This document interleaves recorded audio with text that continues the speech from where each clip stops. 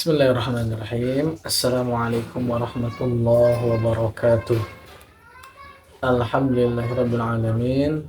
Wassalatu wassalamu ala asyrafil anbiya'i wal mursalin sayyidina wa maulana Muhammadin wa ala alihi wa sahbihi ajmain, amma ba'du. Pada kali ini Al-Fakir ingin sedikit berbagi sebuah ilmu, mudah-mudahan berbekas atau bermanfaat buat saya dan juga buat para hadirin pemirsa dimanapun berada. Amin ya rabbal alamin.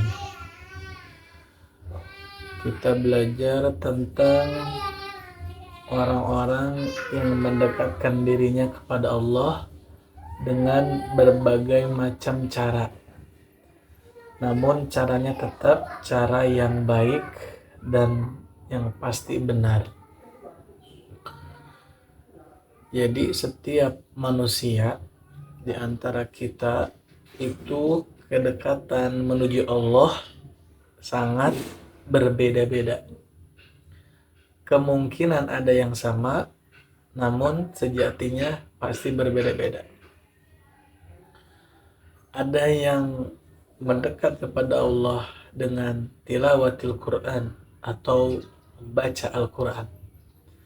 Dia senang rajin tiap pagi, tiap malam, tiap sore membaca Al-Quran karena dengan keyakinan yang sangat dalam dengan Qurannya itu akan membawakan jalan kebahagiaan di dunia, terutama di akhirat. Banyak di antara teman-teman kita seperti itu, dan itu sangat luar biasa. Dan di antaranya yang lain adalah dengan sedekah atau sedekahnya. Mungkin bagian pertama, untuk bagian kedua, orang kedua agak sulit karena dia belum lancar atau masih dalam pembelajaran Al-Quran. Namun karena dia memiliki harta uang, maka dia mudah untuk senantiasa membantu orang, terutama keluarganya dan orang yang membutuhkannya. Yang ketiga, mungkin ada orang menuju Allah dengan hal yang lain, yaitu dia dengan mengandalkan sholat sunnahnya, baik duhanya atau tahajudnya, dia gak lepas karena dengar nasihat guru-gurunya untuk senantiasa diistiqomahkan untuk melakukan ibadah sunnah, terutama duha dan tahajud. Banyak teman-teman kita atau saudara-saudara muslim yang seperti itu. Selanjutnya ada juga dengan berkhidmah kepada gurunya, berkhidmah kepada masjid dan tempat-tempat yang mulia. Gurunya membutuhkan apa, dia senantiasa membantunya, menghormatinya, mentakjiminya. Di masjid sedang ada renovasi di jalan atau di mana dia mampu menggunakan dengan tangannya untuk membantunya dan lain sebagainya.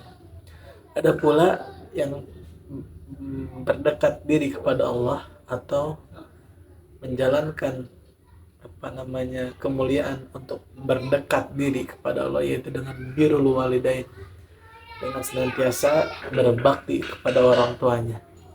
Maka hal seperti itu adalah hal yang mulia di sisi Allah Subhanahu wa ta'ala. Jadi di antara kita banyak berbagai macam amalan yang ditekuni oleh seseorang, dan mungkin amalan tersebut adalah amalan yang dipeganginya sampai akhir hayat nanti.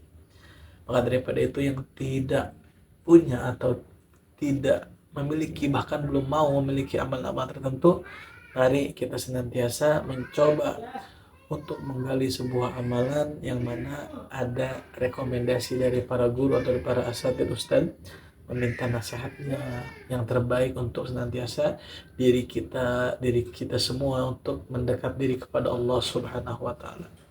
Kalau jalan hal yang wajib itu sudah kewajiban kita, jangan dipilih-pilih lagi, itu adalah kewajiban kita yang harus ditunaikan kepada Allah Subhanahu wa ta'ala, seperti sholat 5 waktu, kemudian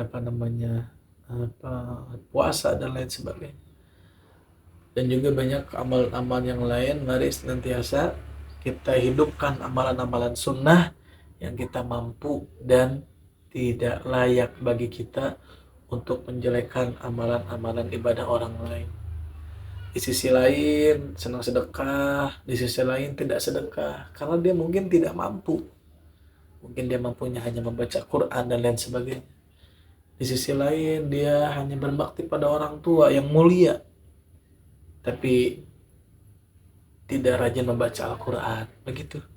Nah, maka kesempurnaan itu hanya milik Allah Subhanahu wa taala, dan juga kita sebagai umatnya Nabi Muhammad SAW mari senantiasa terus menekuni akhlak Rasulullah. Dan ketika jajaran tadi, amalan-amalan tadi kita mampu melakukannya keseluruhannya dan itu sangat luar biasa, maka orang tersebut sudah membuka atau hawa nafsunya telah dikangkang atau telah dipelihara dengan baik.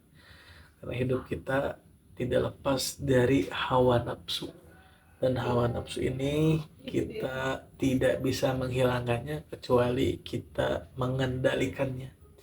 Karena kalau sudah bisa mengendalikan hawa nafsu kita dengan baik dan benar, maka jalan hidup kita sehari-hari kita akan dipenuhi dengan kebaikan-kebaikan. Tapi tetap setiap kehidupan pasti ada ujian atau cobaan.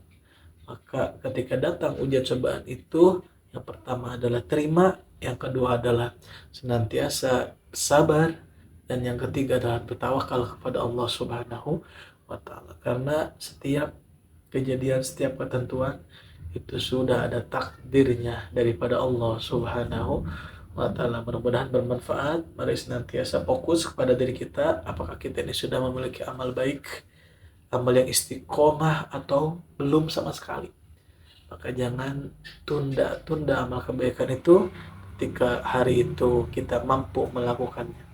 Terima kasih, mudah-mudahan bermanfaat. Hadanallahu wa iyyakum ajmain. Wassalamualaikum warahmatullahi wabarakatuh.